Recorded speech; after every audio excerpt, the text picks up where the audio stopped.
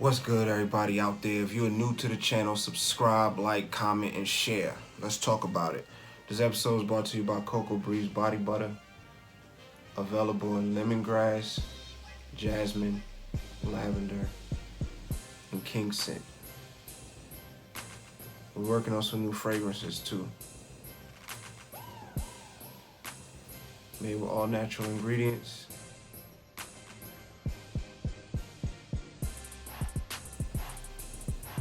Ladies, ask anyone who used this so far. Make their skin so soft when they put it on. People say stuff to them like, "You look especially radiant today, Your Grace. I was just remarking to my mother the other day what lovely skin the Queen has." Alright, let's talk about it. So, Jon Jones got arrested again. And what Jon Jones arrest to me, okay, Jon Jones can't stay out of trouble. And let me tell you what that means to me and how I feel about Jon. What this new news of Jon Jones means for me. I'm a huge Jon Jones fan. And I think Jon Jones is, well, I'll go into that in a minute. First, let me just say, Jon Jones gets arrested again.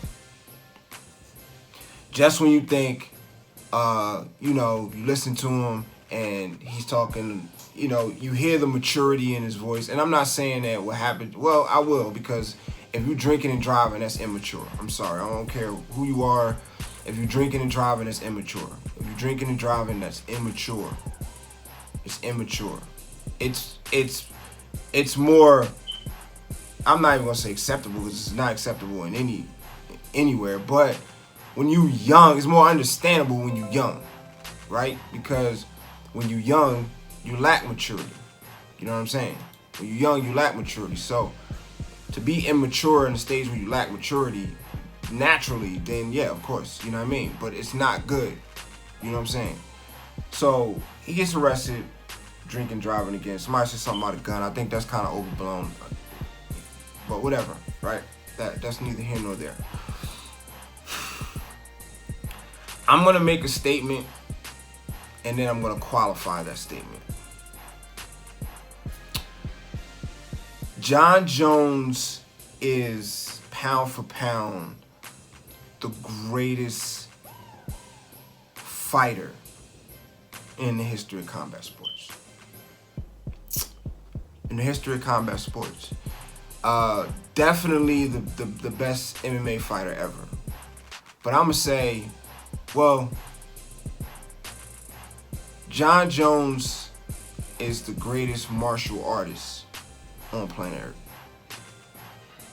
He's the greatest martial artist on planet Earth. What I mean by that, I mean like, in a rumble, in a fight. And then when we talk about professional, right? Mike Tyson is a fighter who, I love Mike Tyson, but I feel like Mike Tyson is a little overrated. I love Mike Tyson, and I love how his story ended up.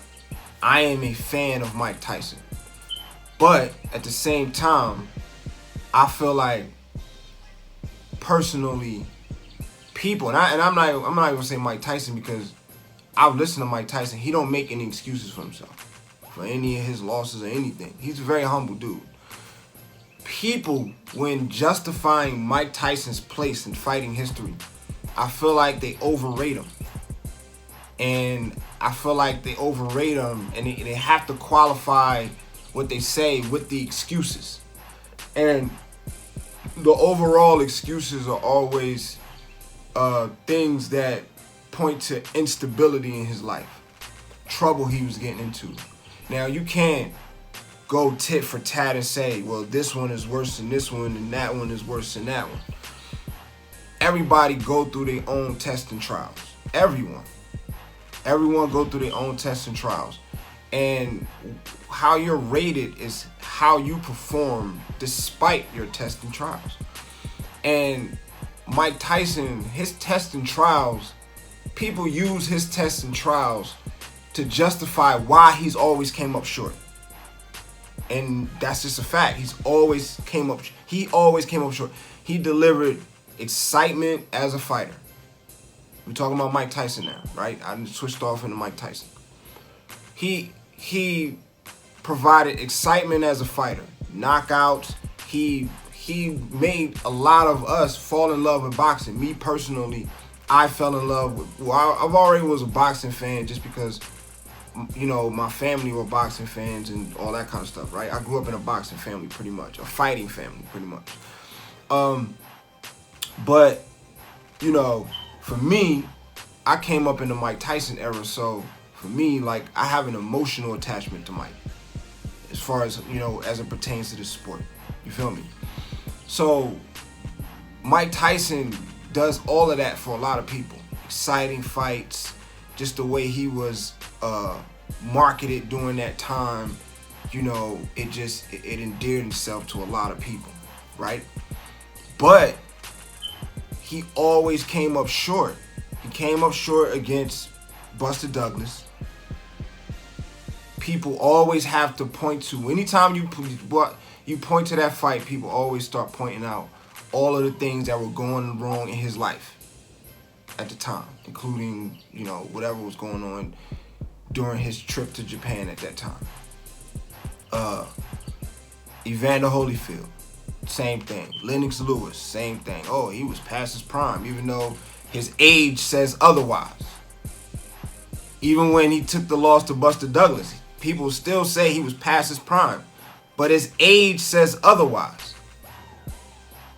People justify him being past his prime because of all of the trials and the tribulations he was going through in his personal life, the turmoil that was going on in his career, and how that affected him mentally. Well, enter Jon Jones, who, despite, like, again, I'm not going to say which one weighs more because we don't know. All I'm saying is Jon Jones, his whole career has been turmoil. Can't stay out of trouble. You know, his behavior outside the ring points to the same mental instabilities that people use to justify Mike Tyson's coming up short. And yet, Jon Jones wins in the octagon. He has not been beaten in the octagon, period. And that's what it all comes down to. Mike Tyson got beat in his prime badly by Buster Douglas. It was bad. I mean, it wasn't one-sided. He gave it to Buster Douglas too. But the manner in which he lost and the imagery that people have of him fumbling around with his mouthpiece falling out, people will never forget that. I won't. That's traumatizing to me. That was traumatizing at the time to a lot of people. Similar to Deontay Wilder getting smashed by Tyson Fury in recent. He lost badly to Buster Douglas. Badly. Right?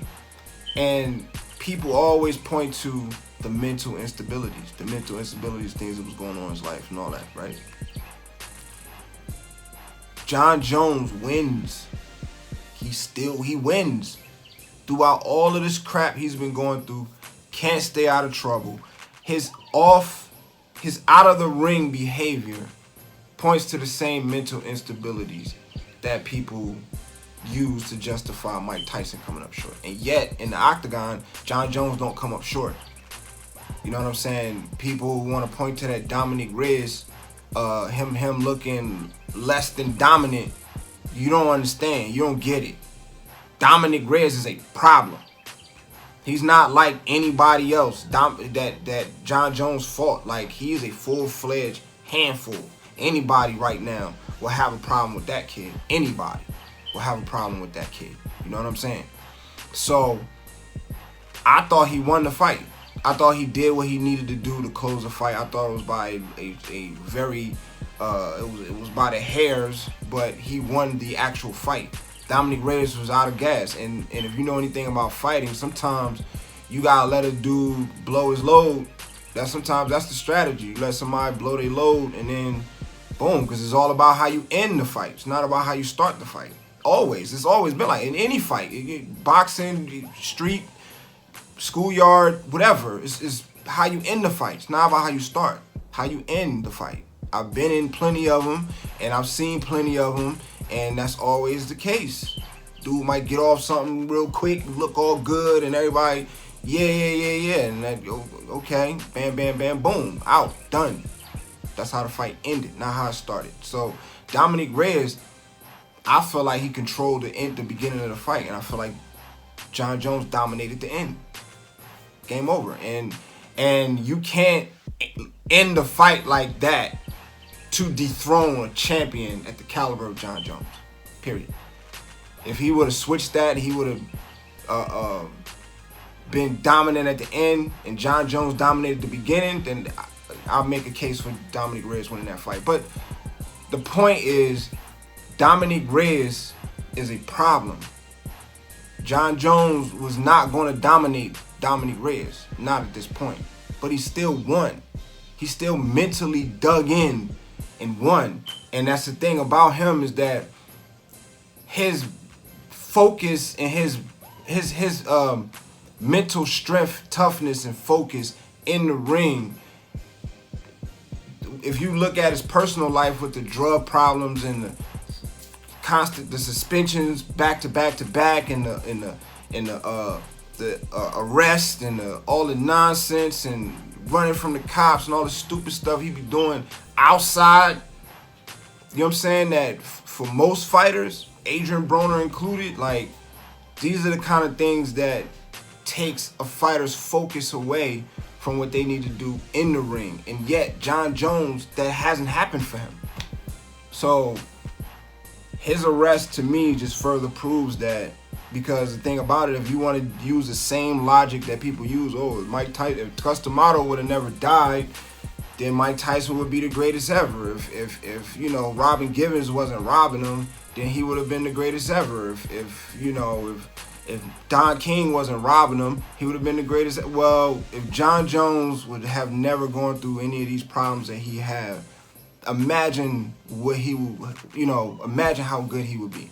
And yet, despite that, he is still maintaining a level of dominance that most professional fighters that go through the same type of things outside of the ring can't maintain. Especially in a sport as hard as the MMA. It is easier to get it off in boxing. It really is. It's easier to get it off in boxing. It is hard to do in MMA because you gotta fight the best. You can't avoid them. You know what I mean? And you look at his run. He's fought the best throughout his career. You know what I mean? There ain't no asterisks and none of that. And yet he maintained a level of dominance. The only L he took in his career was a disqualification from an illegal strike after beating the crap out of the dude he was beating the crap. He was clearly winning that fight, beating the snot of him, and hit him with an illegal strike and got disqualified. That's the only blemish on his record. Despite all of the tomfoolery that goes on outside of the octagon. So that just makes what he do in the octagon, to me, that much more impressive. And I feel like pound for pound, with his size and his ability and all that, I don't think there's a martial artist on this planet that would not have problems with Jon Jones. I don't care what discipline you study, unless you're a martial artist that incorporate weapons and you happen to bring one to the fight. Other than that, hand to hand, just me against you, go. Let's see who wins. I got Jon Jones against anybody. I got Jon Bone Jones against anybody. Size, reach, ability, mental focus, toughness, technique, creativity, agility, athleticism, IQ. What? Pick one. What he don't have? What he don't have? Mental focus? Got it. Just not outside the ring, which to me makes his inside the ring performances that much more impressive. So anyway, that's all I got. If you're new to the channel, subscribe, like, comment, share. Let's talk about it. All right? Peace.